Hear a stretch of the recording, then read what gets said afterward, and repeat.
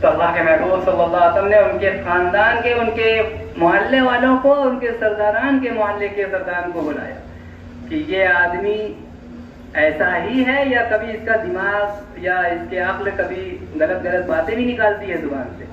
یہ ٹالنا مقصد تھا کہ یہ لوگ شاید کہتے کہ ہاں کبھی کبھی یہ بے ہوشی کے عالم میں یا اپنے پاگل پنتی کے عالم میں ایسی ایسی بکواس کرتا ہے. یہ ٹالنا مقصد تھا. کہا کہ کبھی کبھی تم شراب پیتے ہو، وہ پیتا ہے پر نہیں، وہ شراب بھی نہیں پیتے، اس کا دماغ بھی بہت اچھا ہے. آخر کار اللہ کے نبی صلی اللہ علیہ وسلم نے ان کی سزا سنا دی اور ان کو سنسار کیا گیا، یہاں تک کہ وہ شہید ہو گئے.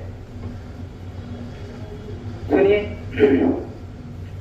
جب وہ شہید ہو گئے تو کچھ لوگوں نے ان کی لاش کو دیکھ کر کہا کہ اگر یہ اپنی گناہ کو چھپا لیتا تو آج ایسے مرا پڑا رہتا، بے عزت، جس کو ہم اپنی زبان میں کہتے ہیں کتے کی طرح. مرے ہوئے کی غیبت بتانا چاہتا ہوں. اللہ کے نبی صلی اللہ علیہ وسلم نے فرمایا کچھ دور جا کر، اے رکو، کہاں جا رہے ہو؟ راستے میں ایک گدھا، وہ گدھا جو پانی میں پھول کر پھٹنے ہی والا تھا، بالکل گندا تھا، مہک تھی، بدبودار تھا، مرا ہوا پڑا تھا. اللہ کے محبوب صلی اللہ علیہ وسلم نے بلایا، ادھر اس گدھے کو کھا لو.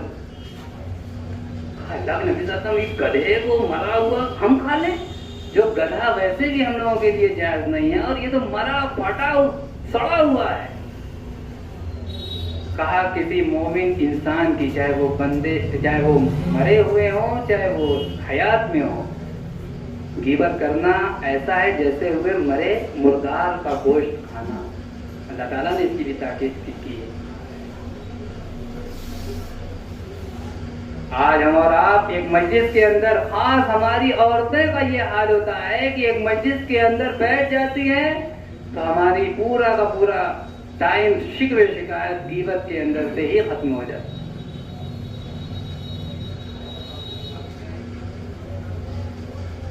ایک دوسرے کی برائی، ایک دوسرے کی غیبت شروع ہو جاتی. ارے خوف ہونا چاہیے اس وقت کا جس دن ہمیں اور آپ کو ایک جگہ جمع ہونا ہے، اور اس جمع ہونے سے پہلے اس گھاٹی کے اندر جانا ہے جو قبر کی پہلی رات ہے. وہاں سوال جب ہوگا. اللہ کے محبوب جناب محمد رسول اللہ صلی اللہ علیہ وسلم کی لاڈلی اور چہتی بیٹی حضرت فاطمہ رضی اللہ تعالی عنہا کا جب انتقال ہوا تو حضرت ابو ذر غفاری رضی اللہ تعالیٰ عنہ قبر سے کہتے ہیں کہ اے قبر، تجھے پتا ہے کون آ رہی ہیں؟ جنت کے نوجوانوں کے سردار حسن حسین کی ماں، بہادروں کے سردار حضرت علی کرم اللہ وجہہ کی بیوی.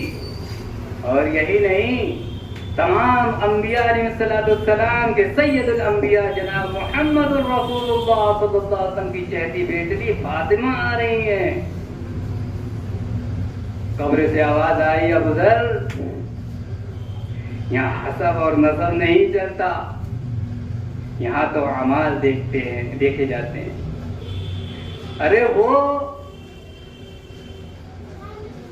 ایسی عورت، ایسی بیٹی جس پر سورج ستارے بھی عرش کرتے ہو، سجدہ کرتے ہو، فرشتے سجدہ کرتے ہو، اور اس قبر کہہ رہی ہے کہ یہاں عمل چلتا ہے، حسب نسب نہیں چلتا.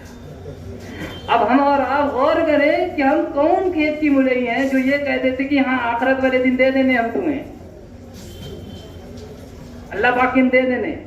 کسی کا کہیں باقی ہو، قرضدار ہو، قرضہ ہو، ارے ہم یہاں نہیں تو کم سے کم وہاں لینے والا کہے گا جس کے پر حق ہوگا، ارے چلو دے دینے اللہ پاک کے یہاں. کتنی آسانی سے. حضرت عمر فاروق رضی اللہ تعالیٰ عنہ کو جب خنجر لگا، ایسا خنجر کہ جب خنجر لگا تو اتڑیاں باہر آ گئیں، 7 مرتبہ وار کیا تھا، کاٹے دار خنجر تھا.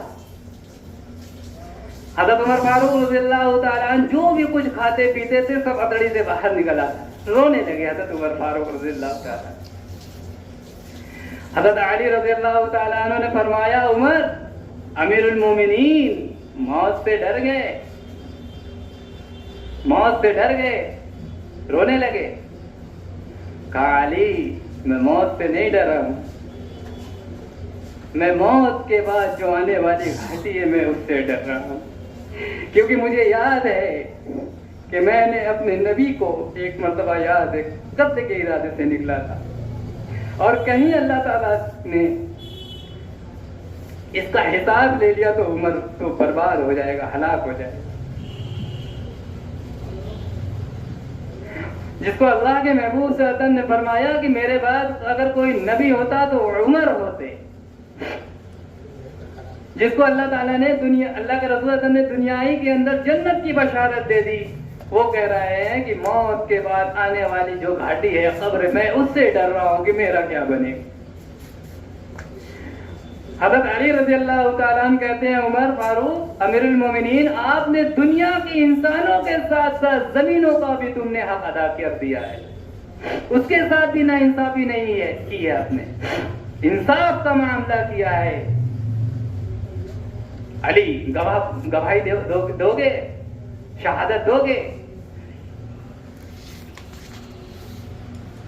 امیر المومنین میں بھی گواہی دوں گا اور میرے بیٹے حسن حسین بھی گواہی دیں گے. کہا نا ایسے نہیں, پہلے ایک رقعہ پر لکھو, ایک خط لکھو, اس پر دستخط لکھ کر دو مجھے, اور جب میں مر جاؤں گا تو میرے سر آنے پر رکھنا, اور جب میں اللہ کے محبوب اپنے محبوب کے سامنے کل قیامت کے دن کھڑا ہوں گا تو یہی رقعہ میں ان کو دکھاؤں گا. جب وہ پوچھیں گے عمر کیا لے کر آئے ہو, میں کہوں گا میں اپنی پوری زندگی کے اندر کوئی ایسا عمل نہیں کیا ہے اللہ کے محبوب صلی اللہ علیہ وسلم, یہ آپ کے بچوں کی شہادت ہے, دیکھ لیجیے ان کی دستخط ہے, شفاعت کر دیجیے. ان لوگوں کا یہ حال ہے تو ہم اور آپ اپنا حال دیکھیں, اپنا جائزہ لیں زندگی کے اندر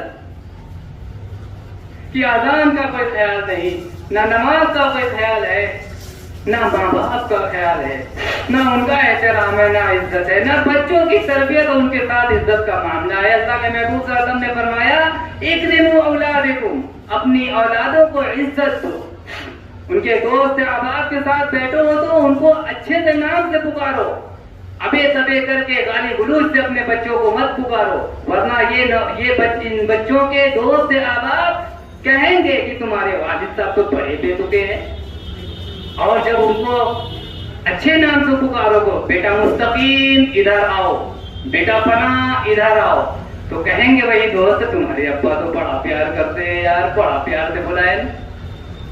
اسی کو اللہ کے محبوب صلی اللہ علیہ وسلم نے فرمایا اکرموا اولادکم, اپنی اولادوں کو عزت دو تو عزت ملے گی.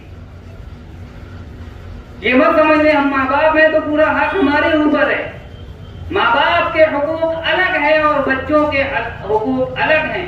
کل قیامت کے دن ماں باپ سے ان کے بچوں کے حقوق کے بارے میں پوچھا جائے گا, بچوں سے ان کے ماں باپ کے بارے میں حقوق پوچھا جائے گا. دونوں کو کھڑا کر کے تم نے یہ نہیں, تم نے اپنے ماں باپ کے ساتھ کیسا سلوک کیا, تم نے اپنے بچوں کی کیسی تربیت کی, کیسا ان کے ساتھ ویوہار کیا, کیسی عزت دی, یہ ہو. اور واقعی ماں تو ماں ہوتی ہے, چاہے وہ جتنی بھی بوڑھے ہو جائے, بچے جتنے بھی بوڑھے ہو جائیں, فکر تو لگی رہتی ہے, دیر ہو جاتی ہے, جتنا بھی بوڑھا بچہ ہو جائے, کہاں تھے اتنی دیر تک, انتظار تھا, تو کچھ کھایا. ماں باپ بیمار ہو جاتے ہیں تو بچہ یہ نہیں کہتا کہ ان کی طبیعت خراب ہے. لوگ ان سے پوچھتے ہیں کہ کیا حال ہے تیرے ابا کی, تو یہ اماں کی طبیعت صحیح ہے, ہاں بس دعا کرو اللہ تعالیٰ عافیت کا معاملہ فرماوے. لیکن جب بیٹے کی طبیعت خراب ہو اور ماں باپ سے پوچھ لیا جائے کہ تمہارے بچے کی کیا حال ہے, تو ماں باپ کہتے ہیں کہ اللہ تو میری جان لے لے, میرے بچے کی جان بخش دے, مجھے اس کی بیماری دے دے, لیکن میرے بچوں کی تمام بیماری ختم کر دے. ایسی محبت ہوتی ہے ماں باپ کی. بچوں کے اندر ہزار تکلیف ہو, لیکن ماں جب اس کو اپنے سینے سے لگا کر ہاتھ پھیر دیتی نا, آدھی تکلیف فوراً ختم ہو جاتی ہے. یہ ماں کا ہوتی ہے. لیکن ماں کا احساس اور باپ کا احساس جب ہی ہوتا ہے جب خود وہ ماں باپ بنتا ہے، جب وہ باپ بنتا ہے ماں بنتی ہے۔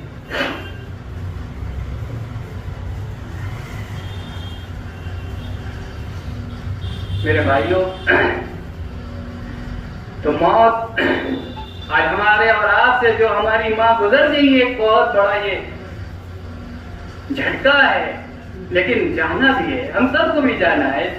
اس بات کا احساس ہے کہ ہمارا ایک مضبوط ترین درخت کی جڑ کمزور ہو گئی، اس کو سنبھالنے کا کام اب ہم اور آپ کا ہے۔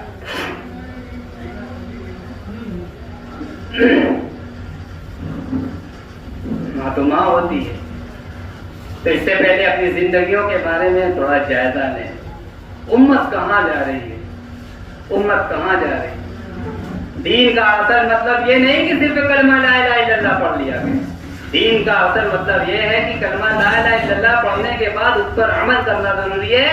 میرے محبوب صلی اللہ علیہ وسلم اپنی پوری زندگی نماز ہی نہ پڑھتے، نعوذ باللہ، کوئی عمل نہ کرتے، لیکن ان کی شان رسالت، ان کی آخری ہونے، ان کے لاڈلے، ان کی شان میں ذرہ برابر بھی کمی نہ آتی۔ لیکن اللہ کے محبوب صلی اللہ علیہ وسلم نے اپنی امت کو خود عمل کر کے دکھایا کہ ایسے دین پر چلا جاتا ہے میرے صحابہ، اور صحابہ نے ویسے ہی عمل کر کے دکھا دیا کہ ہم صحابہ اور اللہ کے محبوب کی مقدس جماعت ہے، تاکہ آگے آنے والی امت کو اس سے سبق ملے۔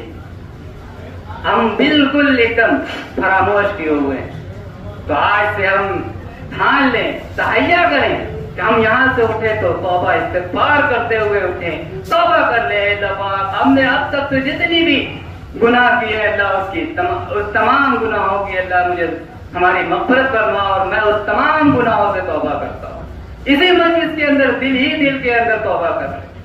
میں ایک واقعے کے بعد اپنی بات سے ختم کروں گا کہ ایک آدمی دل کے اندر اپنی توبہ کو قبول کیا، اور نبی کی توبہ دعا کو اللہ تعالیٰ نے رد کر دیا۔ نبی کی دعا، حضرت موسیٰ علیہ السلام کے زمانے میں قحط سالی پڑی، چند دن میں قحط سالی پڑی، بارش نہیں ہو رہی تھی، 40 دن تک دعا ہوئی، اور دعا کرانے والے کون؟ موسیٰ علیہ السلام، نبی تھے، کلیم اللہ تھے۔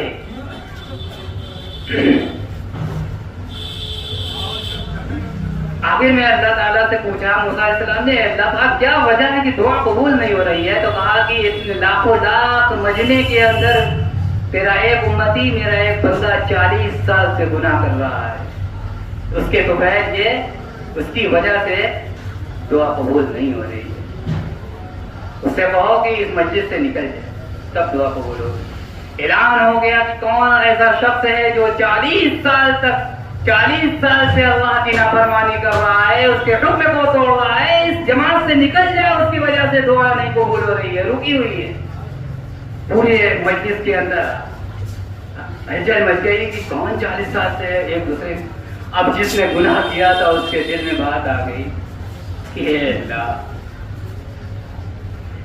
اللہ میں 40 سال تک میں تیری نافرمانی کرتا رہا، اے اللہ میں مجلس سے نکلوں گا تو لوگ مجھے بڑا ذلیل خوار کریں گے، نگاہوں سے گر جاؤں گا۔ اس نے اپنے دائیں دیکھا، بائیں دیکھا، اوپر دیکھا، تو اللہ سے دعا مانگی، اے اللہ میں اپنے گناہ کی توبہ، اللہ تو بڑا غفور الرحیم ہے، تو معاف کرنے والا ہے، تو توبہ کو سنتا ہے، اس کو قبول کرتا ہے، اور اللہ دل میں بات آتی ہے اس سے پہلے تو مغفرت کر دیتا ہے، تو اتنا غفور الرحیم ہے۔ میری پوری دنیا گناہوں سے بھر جائے اللہ، لیکن تیرے رحمت کے خزانے میں ذرہ برابر بھی کمی نہیں ہوگی، اللہ میری گناہ کو معاف کر۔ اور تھوڑی ہی دیر میں جم